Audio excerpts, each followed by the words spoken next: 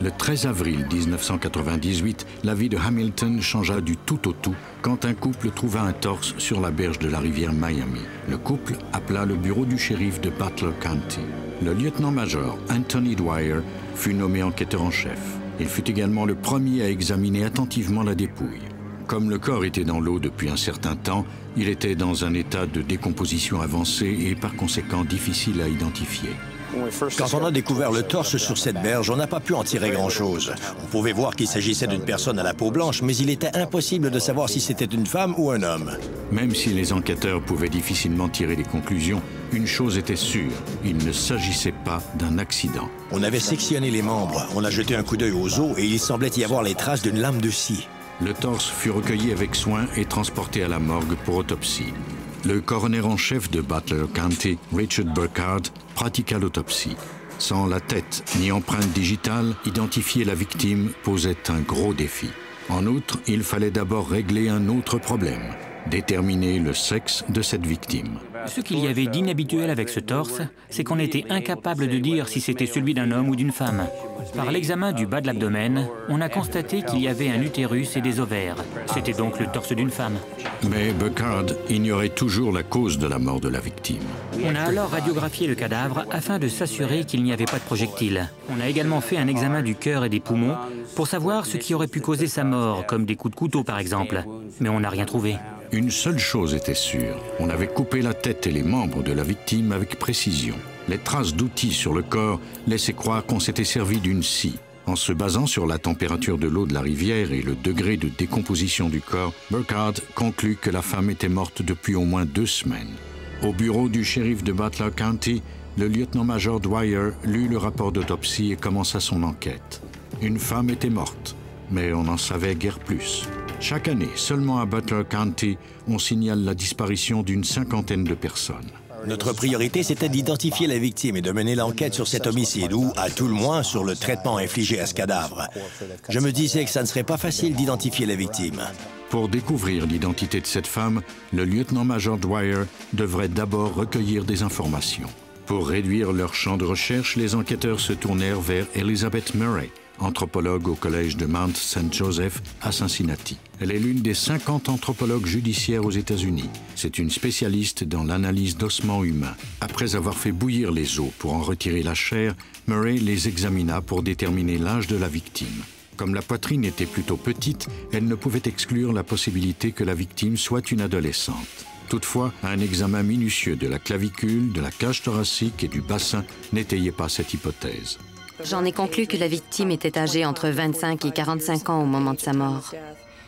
Et plus précisément qu'elle avait 35 ans. Murray évalua ensuite la taille de la victime. D'habitude, on mesure les os les plus longs comme ceux des jambes, mais dans ce cas-ci, on ne les avait pas trouvés. J'ai donc dû avoir recours à une méthode inhabituelle. J'ai mesuré la clavicule pour tenter d'établir la taille de la victime, même si cet os n'a aucune incidence directe sur la grandeur. C'était donc un cas un peu particulier. Murray en conclut que la victime était plus grande que la moyenne des femmes, mesurant entre 1,65 m et 1,83 m. Même si cette description physique était imprécise, elle fournissait malgré tout une piste au lieutenant-major Dwyer. Il reprit ses recherches là où il les avait abandonnées, sur la berge de la rivière. Il fouilla les bases de données des personnes disparues, en commençant par les comtés situés à 30 km en amont.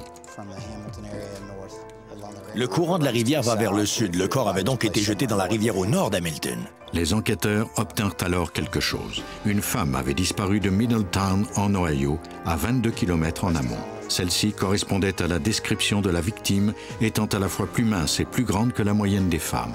Plusieurs femmes avaient disparu au nord d'Hamilton. On a sorti les dossiers de ces personnes et l'on est tombé sur celui d'une certaine Cheryl Durkin. On s'est alors concentré sur son cas. C'était celle dont la description correspondait le mieux à la victime qu'on avait trouvée. Au service de police de Middletown, le lieutenant-major Dwyer rencontra le détective Frank Hensley. Ce dernier enquêtait sur la disparition de Cheryl Durkin. La sœur de celle-ci, Carla Edwards, avait signalé sa disparition le 20 mars, soit 3 semaines avant la découverte du torse. Sa sœur était très inquiète au moment de la disparition parce que Cheryl ne l'avait pas appelée, comme elle le faisait régulièrement. Maintenant, on pourrait vérifier si le torse trouvé dans la rivière Miami était celui de Cheryl Durking. Comme on ne pouvait pas comparer les dents de la victime ni ses empreintes digitales pour l'identifier, les enquêteurs durent se tourner vers les analyses génétiques. Au labo, les techniciens comparèrent 2 échantillons d'ADN, un provenant de la mère de Cheryl et l'autre de la victime. Ils correspondaient. Cheryl Durking avait donc été retrouvée. Elle avait été victime d'un homicide. Pour trouver le meurtrier de Cheryl, les enquêteurs devraient en apprendre le plus possible sur elle. Ils reconstituèrent les derniers moments de sa vie. On se met à la recherche de suspects parmi les dernières personnes à avoir vu la victime ou les personnes qui ont les liens les plus étroits avec elle. Ce sont les gens les plus susceptibles d'avoir commis le crime. Les enquêteurs espéraient que Carla, la sœur de Cheryl, pourrait leur fournir des réponses. Ils lui demandèrent de décrire les activités de sa sœur. Celle-ci déclara que Cheryl avait déjà consommé de la drogue dans le passé, mais qu'elle semblait avoir remis de l'ordre dans sa vie. Cheryl s'était installée chez Carla. Malgré les difficultés qu'elles avaient rencontrées, les 2 sœurs étaient très proches l'une de l'autre. Rien n'avait laissé présager un tel drame.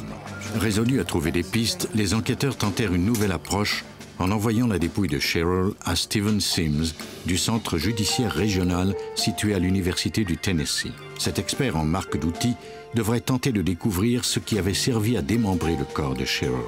Sims examina les marques très nettes laissées sur les bouts des os de la victime. J'examine la striation pour déterminer la forme de la lame. Dans ce cas-ci, l'ensemble des traits de scie n'était pas droit. De fait, il y avait une courbure constante dans les traits et de nombreuses amorces ratées, ce qu'on retrouve fréquemment quand le coupable a utilisé une scie mécanique. On a de la difficulté à faire une entaille dans l'os avec la lame, et on l'attaque alors à plusieurs reprises et selon différents angles. Il y avait donc ces traces laissées par une lame circulaire très puissante à haute vitesse. Tout m'indiquait qu'on avait utilisé une scie circulaire mécanique. Il avait sûrement été difficile de couper des os et de la chair avec une scie circulaire. Cela portait Sims à croire que le meurtrier était un homme brutal qui était prêt à tout pour dissimuler son crime. Cette hypothèse permettait aux enquêteurs de mieux cibler le type de personne qu'ils recherchaient. La nouvelle de l'homicide indigna la population de Middletown. Le service de police fut inondé d'appels de gens qui voulaient fournir des informations sous le couvert de l'anonymat. Une femme accepta de rencontrer les enquêteurs, mais à condition qu'elle n'ait pas à se rendre au poste de police. Elle avait entendu dire que le vendeur de drogue, James Lawson, était responsable de la mort de Cheryl Durking et qu'il avait caché ses membres et sa tête dans le garage de sa sœur. Celle-ci s'appelait Rachel Zimmer. La femme au bout du fil ajouta qu'elle connaissait personnellement Cheryl et Lawson pour les avoir fréquentés tous deux. Même si ces déclarations semblaient extravagantes, les policiers étaient enclins à y croire. Ils obtinrent la permission de fouiller le garage de Rachel Zimmer. Ils examinèrent à fond les lieux à la recherche d'indices. Même s'ils ne trouvèrent rien, ces recherches donnèrent un nouveau souffle à l'enquête. Cela a marqué le début d'une activité frénétique. Nous étions sur la rue où vivait Lawson et nous étions en train de fouiller le garage quand il a commencé à arracher la moquette et à repeindre ses murs.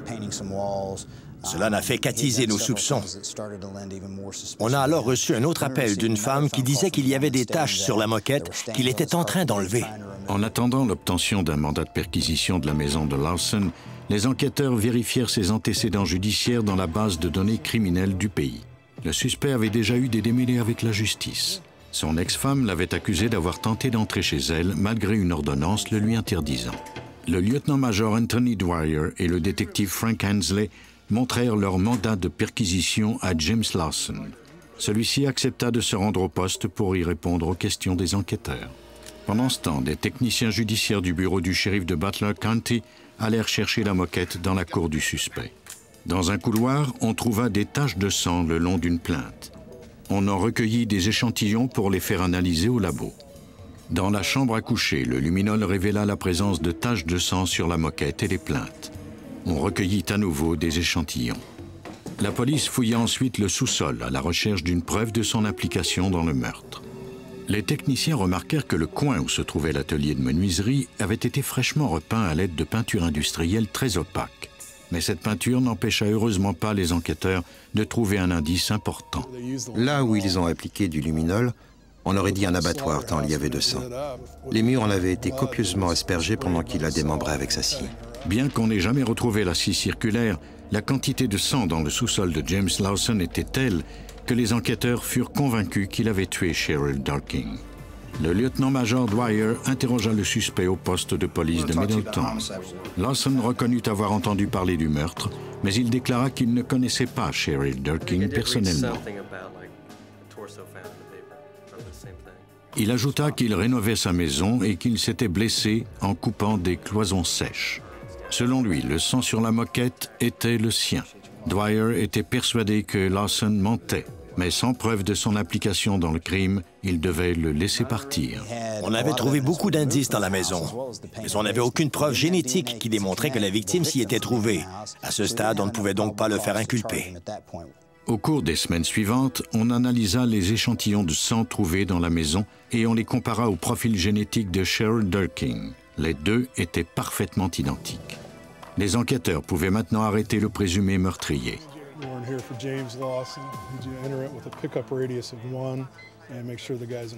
Malheureusement, il était trop tard. Après avoir été remis en liberté, James Lawson s'était enfui. Le lieutenant-major Anthony Dwyer devait non seulement trouver Lawson, mais également les parties du corps de la victime qui manquaient. James Lawson s'était enfui et l'on n'avait toujours pas pu établir la cause de cette mort. On n'avait pas retrouvé la tête, ni les bras et les jambes, seulement le torse de la victime. Il nous était difficile de passer aux accusations. Il serait quasi impossible de faire inculper Lawson de meurtre sans trouver le reste de la dépouille. Les enquêteurs se mirent donc à interroger ses amis et les membres de sa famille pour trouver des indices. L'une de ces personnes était Rachel Zimmer, la sœur de James Lawson. Le lieutenant-major Dwyer et le détective Frank avaient déjà fouillé son garage. Ils allèrent la chercher pour l'interroger. On croyait qu'elle était impliquée et même qu'elle avait peut-être enterré certaines parties du corps de la victime. Rachel finit par reconnaître que Lawson avait caché les membres du corps de Cheryl Durkin dans un baril qui se trouvait dans son garage. Puis, après que les choses se furent un peu tassées, sa mère et elle étaient allées les enterrer dans une autre partie de l'État. Rachel insista sur le fait qu'elle n'avait pas eu de nouvelles de son frère depuis sa disparition. Consciente qu'elle avait caché un crime, elle accepta d'aider les policiers dans l'espoir que sa peine serait réduite. Elle les conduisit à l'endroit où sa mère et elle avaient enterré les membres de la victime. Nous nous sommes garés dans un secteur isolé et nous avons marché dans les bois sur un sentier. En évaluant la distance parcourue depuis la route, elle a retrouvé l'endroit où elle avait enterré les membres. Les enquêteurs trouvèrent un crâne enterré dans une tombe peu profonde. Après avoir creusé un peu, on a retrouvé la tête de Cheryl. On a retiré un peu de terre et on a pu voir l'émail de ses dents. C'est à ce moment-là qu'on s'est arrêté et qu'on a demandé à l'anthropologue judiciaire Elizabeth Murray de venir. On lui a confié toutes les opérations d'excavation. Aidée par une équipe d'anthropologues et de policiers, Elizabeth Murray déterra les restes du corps de Cheryl Durkin. J'ai déjà étudié en archéologie. Je me sers des techniques que j'ai alors apprises pour recueillir des restes humains. Nous avons exhumé de ces tombes peu profondes la tête et le cou, de même que le bras droit et les 2 pieds de la victime. Après avoir recueilli les restes, Murray examina le crâne pour déterminer la cause de la mort. Il y avait au moins 4 points d'impact sur le crâne. La région de la joue, allant jusqu'au nez, avait été endommagée, peut-être par 1 ou 2 violents coups au visage. J'ai également noté une profonde lacération au bord du nez, qui indiquait que l'arme était acérée. De plus, sur la tempe, on pouvait voir une blessure infligée avec un objet contondant. L'impact avait eu pour effet d'enfoncer un important morceau de la boîte crânienne. Il y avait aussi une petite lésion derrière l'oreille qui indiquait que la victime avait reçu un coup par derrière. De toute évidence, cette personne avait été battue avec un objet contondant. Les résultats des analyses confirmèrent les soupçons des enquêteurs. Les échantillons d'ADN recueillis sur le torse correspondaient parfaitement à ceux du crâne et des membres. Tous les échantillons appartenaient à Cheryl Durkin. Ensuite, les policiers décidèrent d'exercer une pression un peu plus forte sur une des personnes qui avait aidé Lawson à se débarrasser du corps. Susan Abdar, âgée de 46 ans, fut arrêtée chez elle le 1er septembre 1998. Celle-ci reconnut avoir joué un rôle pour dissimuler le crime, mais elle ajouta qu'elle n'avait rien su du meurtre sinon après coup. Elle déclara aux enquêteurs qu'elle n'avait voulu que protéger son fils. Selon Abdar, James Lawson avait quitté la ville et il ne l'avait pas contacté depuis. Une fois encore, les enquêteurs se retrouvaient dans une impasse. Lawson était en cavale et l'on ignorait où il se trouvait. Plusieurs mois s'écoulèrent avant que Dwyer ne reçoive un appel.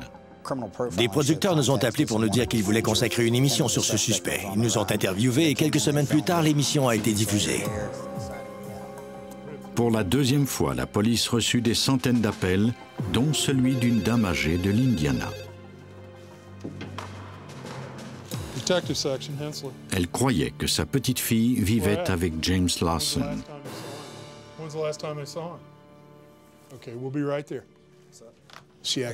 Elle disposait d'un enregistrement de Lawson. Nous sommes allés en Indiana. Elle nous a montré cet enregistrement vidéo et l'on a immédiatement reconnu James Lawson, qui se faisait maintenant appeler David Wallace. La dame déclara que celui-ci avait un comportement étrange depuis la diffusion de l'émission. De plus, il était mal à l'aise dès qu'on le photographiait ou qu'on le filmait. Une équipe d'arrestation de la police de Middletown, de même que des agents de 4 autres services de police, cernèrent la maison de Lawson.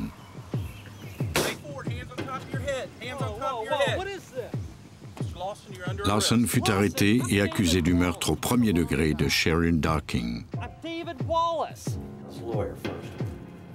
Au cours de l'interrogatoire qui suivit, Lawson nia tout. Mais les preuves contre lui étaient accablantes.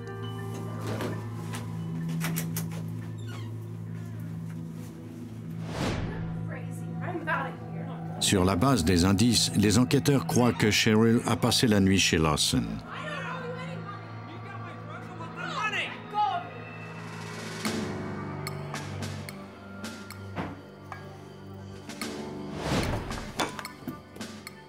Le couple s'est disputé. Lawson a perdu la tête et Cheryl a dû en payer le prix.